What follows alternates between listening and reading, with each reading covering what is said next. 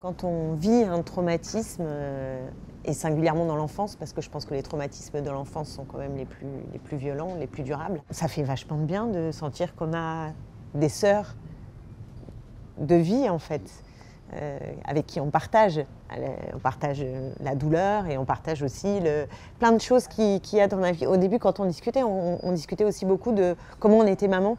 Et on s'est rendu compte qu'on était maman de la même manière, c'est-à-dire avec beaucoup d'angoisses très similaires, de ne pas y arriver, de vouloir bien faire, de vouloir absolument être combler cette angoisse d'abandon qui est la nôtre, qui est en fait pas celle de nos enfants, mais qu'on ne voulait pas transmettre. Vous aviez quel âge quand elle vous a abandonné à votre père? 9 mois, je crois. Enfin, pas vraiment abandonnée, elle est partie.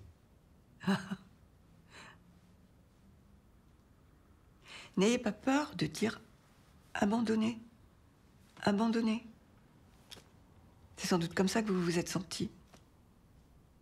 Je me souviens avoir ouvert le livre. Donc finalement, en fait, à cette époque-là, on ne se connaissait pas si intimement du tout. Je n'avais aucune idée que notre histoire était si similaire. Clémentine me dit, j'ai écrit un livre sur ma maman, je te l'envoie. J'ai ouvert le livre. Je crois que les premiers mots, c'est je t'avais rangé, je m'étais arrangé. Dès les 6 premiers mots, j'en ai encore le frisson. C'est comme, moi, c'est quelque chose que j'ai totalement enfoui. C'est comme si elle était mes mots. Et je peux dire ça sur 97% des chapitres du livre. C'est comme si elle arrivait à mettre des mots sur des scènes. Enfin, c'était comme, j'étais sidérée, j'étais stupéfaite. J'ai fait une plongée dans le livre, j'ai refermé le livre. J'étais effondrée, j'ai appelé mes producteurs immédiatement en disant « Moi, je sais », parce qu'elle était ma parole. J'avais une idée de comment filmer, mais je n'avais pas une idée de comment dire. Et donc filmer, moi, une enfant qui déambule dans un couloir, et tout ça, c'est toujours été dans mon fantasme, dans mon imagerie. En revanche, les mots me manquaient. C'est un film qui raconte une histoire gémellaire, qui est celle de Romane avec sa maman et de moi avec ma maman, et qui parle au fond d'une colère, d'une mémoire défaillante par rapport à des mamans qui n'étaient pas en état de s'occuper de nous, qui étaient prises par la dépression, l'addiction. Et quand nous, on arrive à la maturité, qu'on devient des mamans, on s'interroge en fait sur ces femmes et on est peut-être plus en capacité de les regarder non plus seulement comme des mères, mais comme des femmes qui étaient dans l'incapacité en fait de s'occuper de nous. Donc c'est un cheminement, c'est un film sur un cheminement et peut-être qui va de la colère au pardon, mais en passant par plein de biais. Et je pense que ça interroge beaucoup aussi la mémoire qu'on se fabrique, parce que la mémoire, elle est construite. Et nous, on s'est construit plutôt dans l'opposition, dans l'envie de faire autrement, dans l'envie de s'en sortir. Puis à un moment donné, il faut aussi regarder ses failles et la blessure qu'on a en nous, qui est liée à cette histoire et qui fait écho à des millions de femmes, en fait, aujourd'hui, qui sont prises par l'alcool, qui sont prises par la drogue, qui sont prises par la dépression et qui n'arrivent pas à élever leurs enfants. Et ça crée des blessures profondes, ça crée de la maltraitance. Et donc ce film, il parle de ça. Moi, j'étais vraiment, comme spectatrice, omnibulée par des films comme... alors, je vais faire des grandes...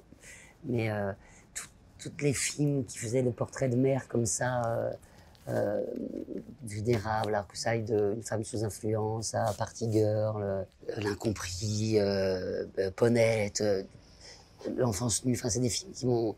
Et j'ai toujours rêvé de faire un film sur cet enfant. Il est par bribes dans le film, mais j'aurais pu faire tout un film sur filmer une enfance. Mais j'ai toujours ces films qui m'ont vraiment hanté. J'ai toujours eu un fantasme qu'un jour je ferais moi-même un film sur cet enfant. Cet enfant qui finalement est le même pour nous deux. Et je me suis offert la possibilité de faire ce film un peu fantasmé sur l'enfance blessée. C'est vous que vous avez envie de raconter à travers cette histoire. Vous êtes comme écrit Pérec. Une enfant qui joue à cache-cache et qui ne sait pas ce qu'elle craint ou désire le plus. Rester cachée, être découverte. C'est aussi un cri d'alarme. Plus vous laissez les femmes dans la souffrance, et dans l'incapacité de résoudre leurs propres failles, plus vous avez des enfants qui subissent les conséquences de ça. Et c'est vrai qu'on met beaucoup aussi sur les mères. On leur met beaucoup sur le dos. Elles doivent être des bonnes mères. C'est lourd aussi. Et là, c'est une époque aussi où il y avait la tension entre ces femmes qui cherchaient à être libres. Et je pense que les deux, et Maggie et ma mère, cherchaient à être des femmes libres. On est en plein post-68, enfin, c'est cette ambiance, elles veulent être libres, et comment on fait pour être une femme libre tout en étant une maman suffisamment bonne, comme dit Winnicott. C'est ça l'équation. Et je pense qu'elles ont payé un peu les pots cassés de quelque chose qui se cherche encore. Enfin, je veux dire, c'est pas du tout simple aujourd'hui non plus. Et donc, moi, je le vis comme ça. Et je trouve que le fait qu'il y ait deux histoires, ça renforce en fait la dimension plus globale d'un fait de société qu'il faut regarder en face.